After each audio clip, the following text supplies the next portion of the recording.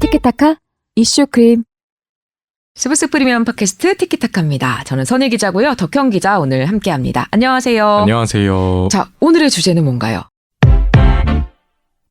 네, 지난주에 저희 팔뉴스에서 단독으로 다뤘던 내용인데요. 국빈 자격으로 다른 나라를 방문하는 대통령 순방, 그러니까 여기에 경제사절단이라고 해서 기업인들이 동행하거든요. 그렇죠. 현지에서 뭐 계약 맺고 이게 국가 차원에서도 경제적인 효과를 발휘할 수 있기 때문인데요. 이렇게 대통령과 함께 간 기업 대표 한 명이 코인 사기 혐의로 수사를 받고 있다는 사실이 취재 결과 드러났습니다. 먼저 관련 리포트 잠깐 듣고 이야기 이어가겠습니다. 지난달 윤석열 대통령이 139개 기업의 경제사절단과 함께 중동 순방을 했습니다. 그런데 여기에 코인 사기 혐의로 수사를 받는 한 업체 대표가 포함된 사실이 저희 취재 결과 확인됐는데, 이 업체는 사우디아라비아 왕세자도 만나기로 했다며 투자자를 모집했습니다.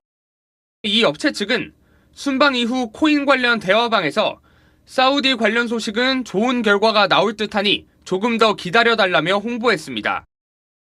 코인 사기 문제가 최근 정말 심각하잖아요. 정말 뭐 이름도 못 들어본 코인들이 있고 여기에 속아서 파산까지 이르는 그런 피해자도 꽤 많은데 대통령이 가는 순방에 경제사절단으로 동행했다.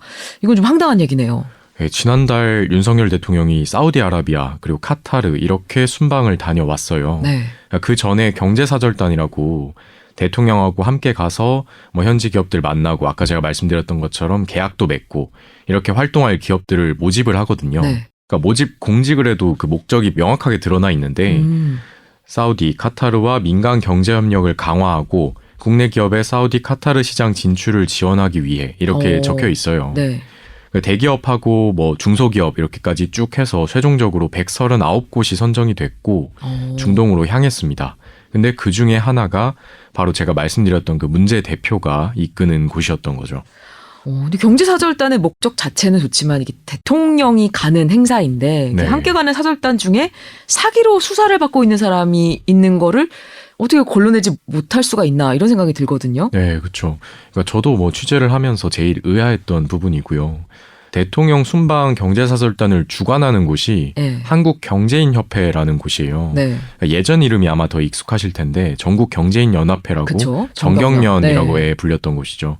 기업들이 모인 민간 경제단체고요.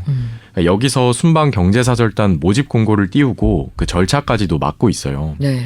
그래서 한경협 측에 물어봤더니 네. 명확히 어떤 기업들을 걸러내야 된다 이런 규정이 없다라는 답변이 돌아왔고요. 그 다음이 더 황당한데 인터넷에 검색해서 뭐 기사 같은 것들을 보고 문제가 될 것 같다 싶은 사람은 배제한다. 이렇게 추가로 설명을 했어요. 그러니까 아무래도 민간단체라는 그 한계점이 크게 작용을 했을 텐데 지원자 본인이 적어내지 않으면 뭐 수사 중이거나 재판 중이라는 사실을 검증할 자격도 방법도 없는 거죠. 그러네요. 관련 권한이 없으니까요. 네. 근데 뭐 대통령과 함께 우리나라를 대표해서 해외 방문을 하는 건데 이름도 사절단이잖아요. 그렇죠. 근데 그 사람들에 대한 검증 작업은 이렇게 주먹구구식으로 이루어지고 있었던 겁니다. 그럼 결국 경제사절단에 문제의 대표가 선정이 됐고 현지에 가서 같이 뭐 행사 같은 것도 참여를 한 건가요? 네, 최종 명단이 확정되면서 각 기업 대표들에게 전달이 됐고요. 문제의 기업 대표는 지난달 19일에 사우디아라비아로 출국을 합니다. 근데 같은 날 현재 도착한 한경협에게 이 대표가 수사를 받고 있다. 이 사실이 익명의 제보로 전해졌어요. 그래서 다행히도 이제 뭐 소명 자료를 요구해서 받기도 했고 했지만 네. 부족하다고 판단을 내렸고요. 네. 결과적으로 22일하고 23일에 원래 뭐 투자 포럼, 경제인 만찬 이런 공식 행사가 예정돼 있었거든요. 근데 거기에서는 배제했다. 이 한경협 측의 공식 입장입니다. 뒤늦게지만 그나마도 다행이네요. 그럼 문제의 대표와 관련해서 검찰 수사는 어떤 내용에 대해서 이루어지는 건가요? 지난 2019년 말에 투자자 40여 명 정도가 50억 넘게 피해를 봤다고 이 문제 대표를 포함한 회사 관계자 14명을 사기 등 혐의로 고소했거든요. 네. 이 코인이 발행된 거는 지난 2018년이었는데 뭐 이름만 들어도 알만한 해외 유명 기업이나 뭐 유명 인사들을 만난다면서 홍보를 했어요. 근데 여기에는 이 문제 대표가 이번에 갔던 그 사우디 왕세자도 포함이 되어 있었고요. 하지만 실제로 이뤄지진 않았습니다. 또 원래 약속했던 가격의 절반도 안 되는 수준으로 해외 가상자산 거래소에 상장이 되기도 했고요. 네. 이후에 대표 측에서 이 피해 금액 일부를 변제를 하면서 네. 고소 자체는 취하가 됐는데 사기죄는 친고죄가 아니기 때문에 고소 진행 여부와는 관계없이 수사는 진행이 되거든요. 그렇죠. 예. 그래서 검찰에서 이 사안에 대해서 뭐 자료 같은 것들을 검토하면서 지금도 들여다보고 있는 단계고요. 네. 또 하나 놀라운 사실은 이렇게 고소장을 냈던 피해자들이 지난해 4월에는 아직 정부 출범 전이니까 대통령직 인수위원회잖아요. 네. 거기에 이 피해 사실하고 함께 수사를 촉구하는 내용의 진정서도 냈었다는 겁니다. 아, 그랬었는데 걸러지지 못했다는 거네요. 네.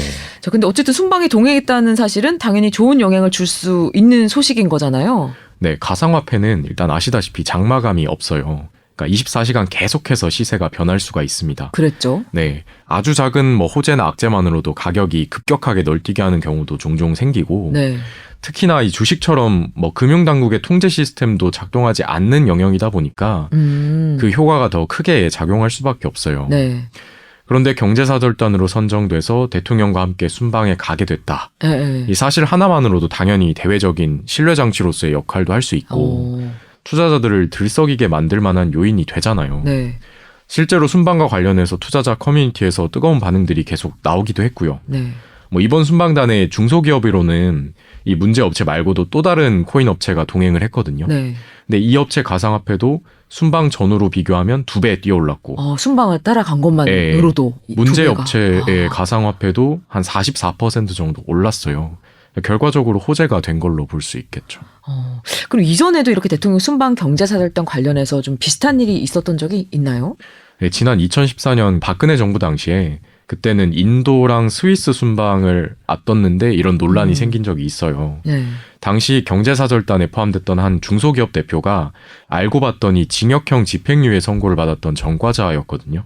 근데 그 내용이 특경법상 횡령 혐의였는데 세금으로 조성된 정부 출연금 뭐 이런 이제 사업비를 그게 한 7억 원 정도 돼요. 네. 근데 이걸 회사 채무 변제 뭐 이런 쪽으로 사용을 하다가 적발된 거였어요. 네. 네, 당시 청와대는 산업부에서 선정 과정을 주관했다 이렇게 책임을 돌렸었고 산업부가 뒤늦게 이 사람에 대한 신원조회에 나섰었거든요. 네. 그러니까 물론 뭐 동일한 정부도 아니고 담당자들도 당연히 시간이 흘러서 바뀌었겠지만 10년 가까이 지났는데도 이 대통령 순방에서 비슷한 문제가 또다시 반복된 셈입니다.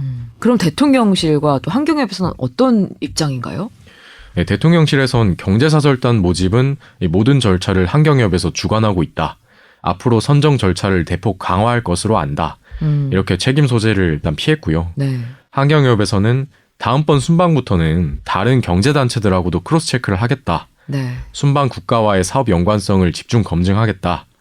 뭐 사절단 관련 물의를 일으키면 추후에 배제를 하겠다. 이런 대책을 내놨어요. 네. 근데 사실 민간단체에만 맡긴 점이 검증 한계로 작용을 했던 거잖아요. 그렇죠. 과연 근본적으로 문제 해결이 될까 하는 의문점이 좀 남는 지점입니다. 다른 경제단체들과 크로스 체크를 해도 아까 말씀하신 것처럼 체크가 될까 싶는 지점이네요. 네. 그럼 정치권 반응은 어떤가요? 네, 저희 보도 다음 날에 민주당에서 이제 브리핑을 통해서 중동 순방의 코인 사기 혐의로 수사를 받는 업체와 동행한 건 국가 망신이고 국격 실추다. 이렇게 강도 높은 비난의 목소리를 냈고요. 네.